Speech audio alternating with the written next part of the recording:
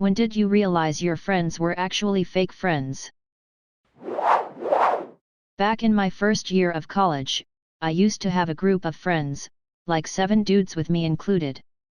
We always hang out together and we're used to have this group chat where we discuss about anything from class subjects to random things. After a year, I noticed that one of the guys, let's just call him Randy, keeps getting excluded, not invited/informed to group hangout while they're talking smack behind his back. And the unofficial leader of the group actually made a whole new group chat, inviting everyone, myself included, except Randy without his knowledge. I know what it feels to be left out. I experienced that in middle school and it's really awful. I stopped hanging out with them and I starts hanging out with Randy. He's quite eccentric but a very good person at heart. We've been friends for more than 6 years, and he still got my back. I flew out to support a friend going through a messy divorce. While I was there, she left me in the apartment to meet up with her boyfriend that I didn't know about. He turned out to have just been released from prison for manslaughter. Once she told me that, I told her that I didn't want to spend time with him, especially considering the circumstances of my visit. The next night, I woke up in the middle of the night to find him in the living room. She said that she thought it wouldn't matter since I was asleep. The next day, she invited her soon-to-be ex-husband over without telling me and then asked me to meditate their conversation once he got there. That conversation turned ugly fast, and she ended up storming out. He broke down and asked if I thought it was salvageable, and I told him that she had already moved on. Maybe not the best idea on my part, but at that point, she had shown me how vile of a person she is. I also experienced this with the friend group I grew up with. There was no single awful event. Just got tired of being on the periphery and being an afterthought even though when we were actually together you'd swear we were all family. Finally decided to just cut it all out and move on after my absolute closest friend who I've known since I was 8 handed me a wedding invitation for a wedding that was planned for a year and now it was like 2 weeks away. He tells me hotel is almost fully booked so call soon if you plan on staying overnight. That was the most I've ever felt like a complete and total afterthought. Went to the wedding for the ceremony in one last show of effort for the friendship but at this point I felt so uncomfortable and alienated I knew they just weren't my people anymore and I had to get on without them. Oof. This one hurt. When I was married we had a friend group of 3 couples from our street. We went to football games, trips to the beach and spent holidays at each other's homes. After the divorce I went traveling for a year then moved to a condo downtown in our city. I'd had lunch with the wives after returning from traveling. I thought we were still friends. I was sitting on my 2nd floor balcony of my new condo one night about 8 p.m. and saw them walking down the street. I said, "Hi. So good to see you." They'd all been out to dinner and were headed to another couple's apartment who had moved downtown while their house was being renovated for a quick drink. I was excited to see them and asked them to stop by on their way back to where they'd parked. I tidied up my place and anxiously awaited seeing my old pals. I was texting with one of the ladies during the wait. About 9 p.m. I saw them walking and chatting back towards my place. They couldn't see me. When they got close to my balcony they stopped talking and walked quickly and quietly by. Then started laughing and talking after they passed. The one I'd been texted with while I waited sent me a text an hour later saying they were just now leaving the other friend's place and it was too late to stop by. I replied that I'd seen them when they left. I never spoke to any of them again even though they tried to be friends on Facebook. I wasn't hurt that they couldn't stop by on short notice. It was that they made me a joke and it really hurt. TLDR, don't expect to stay friends with couples you were friends with when you were part of a couple.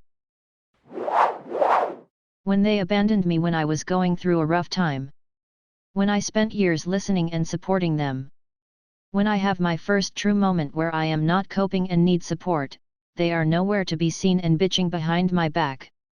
This is when I realized my high school friends never had grown up past high school. Luckily I had other friends. Just not a large girl group like that. But I can actually say that every friend I have, I know they have my back and won't judge me if I am not always happy. And the same for me. I have always had very high expectations of myself as a friend, and I feel that everyone I call a friend is someone that brings something special to my life. That is worth more than having a huge group of bitchy girlfriends who turn on each other when they are out of the room. It took me a long time to realize it though. I have never had many friends, but I'd been close and comfortable with two women throughout my life. In their mid-20s, they both developed really serious mental illnesses, which is a pretty usual pattern for the illnesses they had, and naturally they expected a lot of support from me. I provided it.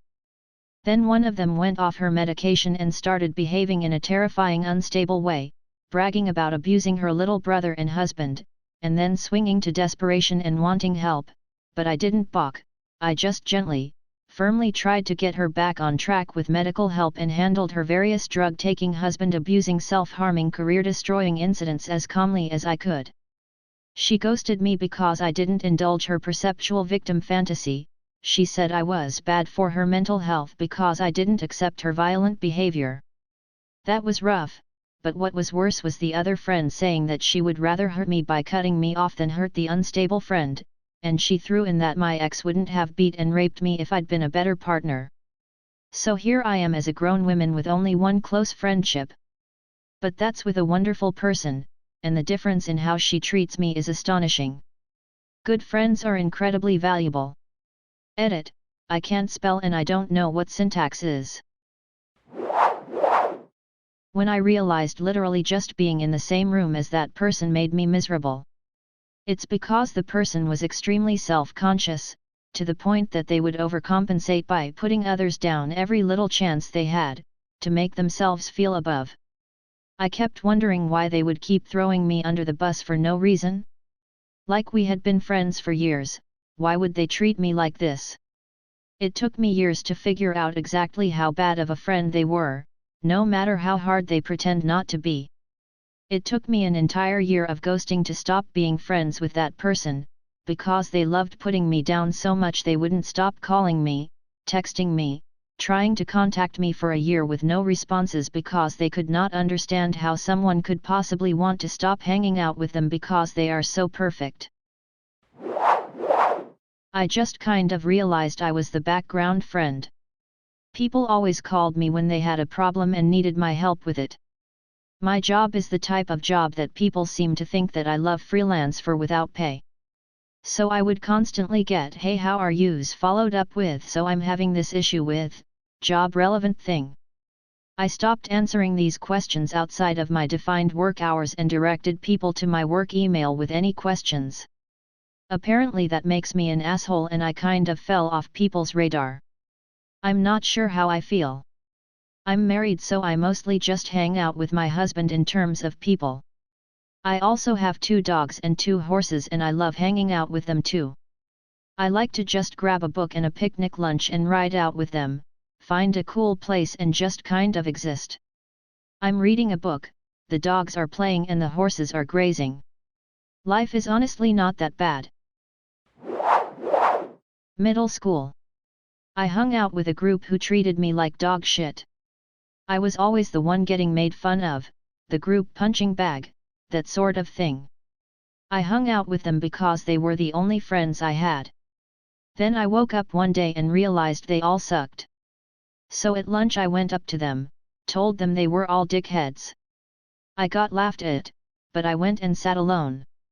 I was alone all the way until junior year of high school when I told my parents that the big city wasn't for me. So my amazing parents sacrificed everything and moved up to Montana. I showed up to a small school and didn't know a soul. I decided to join the football team. That was the best choice I ever made. I met all new friends, who I'm still friends with 15 years later. I had a very similar situation in middle school. I was bullied all the time by my friends group.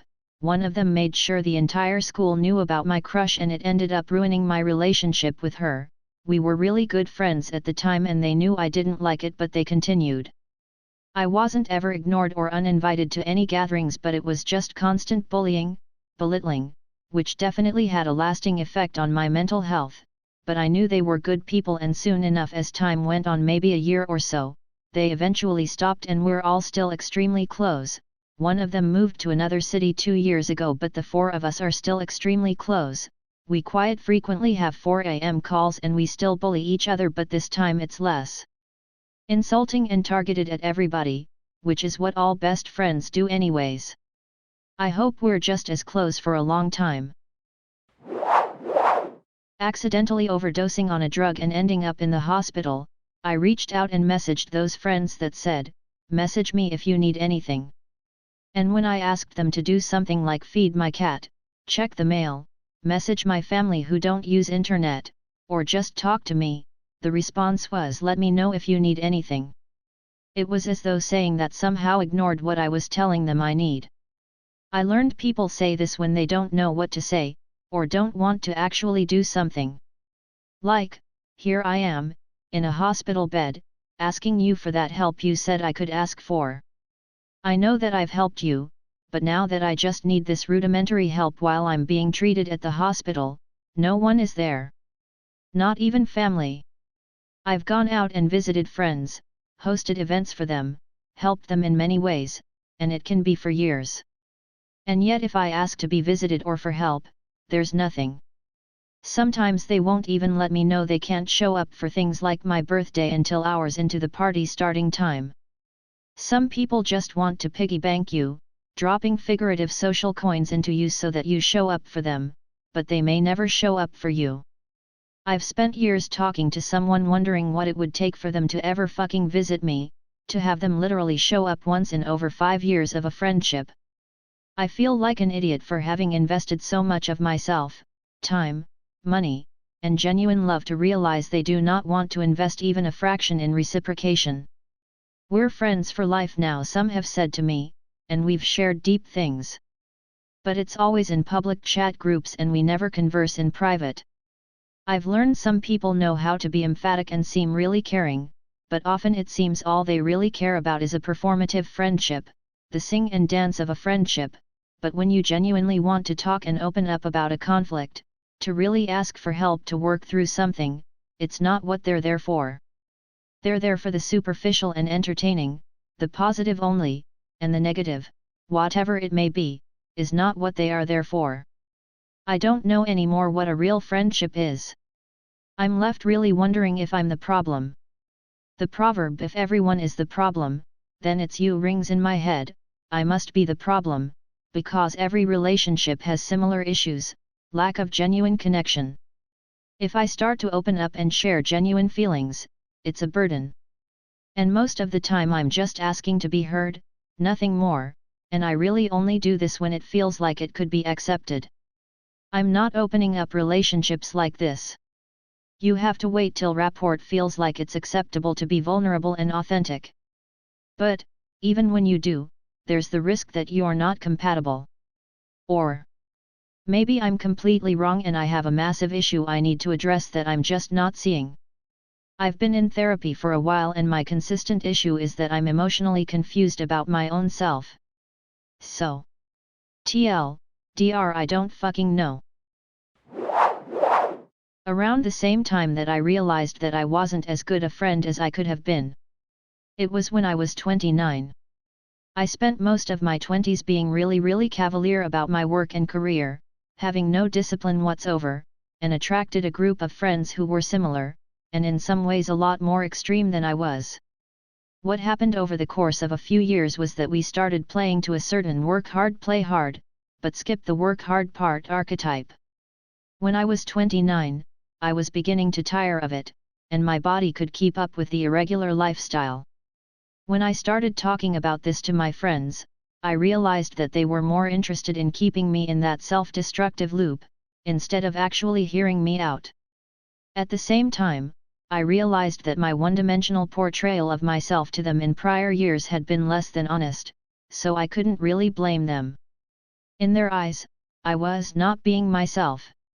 So yeah, perhaps they were fake friends in that they didn't want me to improve my circumstances, but I was equally fake in that I misrepresented myself a little bit. We drifted apart after that. Vex and stuff, for me it was like it was for strato bits. Only I didn't go bankrupt. I intervened 3 guys assaulting 1 guy. Long story short, guy I stopped to help leaves and the 3 guys assault me. A couple of collapsed lungs, many broken bones, a pneumothorax, brain damage, frothing pink from the mouth because my lungs were full of blood, and a couple of heart stops later mixed with cognitive issues. I lost my house, job, savings, 401k, every single thing I owned but a car. I wasn't good enough for my sister, and all but 5 of my closest friends. My wife stayed with me through it all, and without her I would never made it. My remaining friends gave me hundreds of dollars, a registered and insured van, a new job, restored faith in humanity, and the support I needed to pick myself back up. All because of money. It taught me a very valuable lesson about people. You learn who is behind the curtain. I got an apartment off campus and invited all of my friends to come visit. No one showed. Then that same apartment burned down when I was in college, and not one single person let me crash their couch while I got situated. I had to commute from my parents' home, 2 hours, for each day I had class, and I had classes daily for over 4 months. Because apartments near the campus are on rental leases and it's hard to find an apartment mid-semester. The shittiest part about this is that I belonged to a Christian organization and I would put in a lot of money, $40-50 for every time a friend was in need. Like we would do actual collections to help others in our circle.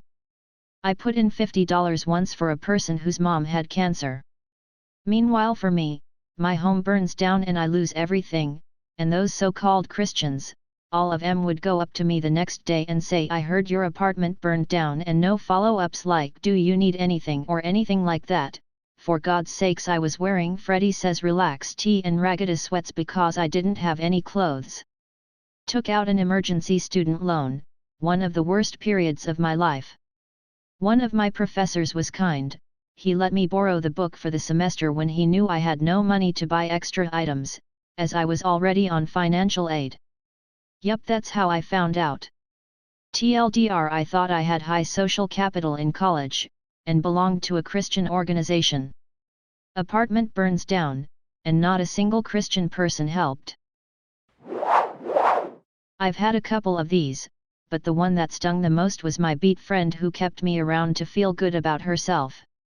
Things I didn't realize until she ghosted me after nearly 7 years of friendship. She always had a guy, a job she loved and was constantly getting promoted, and a fancy apartment. I was always single, had a dead-end job I hated, and while my apartment was nice, it was nowhere near as nice as hers. I'm not complaining about my life. I was fine being single and was working on finding a good job. Fast forward to me getting in a very solid, serious relationship. We're now married, renting a nice house instead of a small apartment, and having a really good and secure job. Add on to that being medicated for anxiety, so I'm much happier now. The last I spoke with her, we had made plans for her to visit me. When that date got closer, I texted her to see if she still planned on coming and she never responded. Reached out to her a number of times over a couple months. Nothing. From her perception, I was no longer the friend to be feel sorry for, the friend you could compare yourself to and feel better about your life. Therefore, I was no longer needed. It broke my heart and took me months to get over. I disagree with this one. Nothing against you, obviously. I have moved around quite a lot and had to make new friends everywhere I go. There's a select few that I keep in contact regularly and plenty others that I just never talk to. My best friend in the world I went a year without so much as a happy birthday text. One day, I was in town. I hit him up. We grabbed drinks and we laughed and joked and ribbed each other all weekend like no time had passed. People are busy. I'm busy. If I'm not around you, I'm generally not thinking about you, and I don't really do social media and I've always sucked at texting. But if I randomly start thinking about someone, I'll hit them up and generally they answer. Most times the relationship is different because distance and new experiences. People change. But it doesn't make them fake friends. And it's okay to grow apart from people because sometimes they were what you needed at the time but now you're not what they need or vice versa now. And if you care that they're well, it's easy to just send a hello text to let them know you care about them. When she just kept delaying or canceling our meetups. One time she had a valid excuse, or at least one I didn't blame her for. Her uncle landed in the hospital. But I still wasn't happy about it because she could have texted me what was going on, rather than 3 hours after we were supposed to meet up. How am I supposed to know what is happening? But excuses just kept piling up, and the one that did it was when I had asked her for a ride to work the next day. She said cool. Even after she had already accepted, I offered to buy her dinner, non-romantically, she was already involved, to sweeten the deal, and she accepted. The next day came, and I heard nothing from her. Tried to confirm half an hour before, tried 10 minutes before, and then I had to scramble to find my own way to work. Uber/Lyft/taxis were all delayed because it was a Saturday night, so I got on one of those rental Lime scooters. The brakes didn't work. So I had to end that ride and start another one, and made it to work 12 minutes late. Even 2 hours into my shift, she still hadn't replied, but I could see she had seen the messages. Unfriended her, and blocked her on Facebook. With the exception of her being in a near-fatal accident, there was no excuse strong enough for me to give a shit about her again.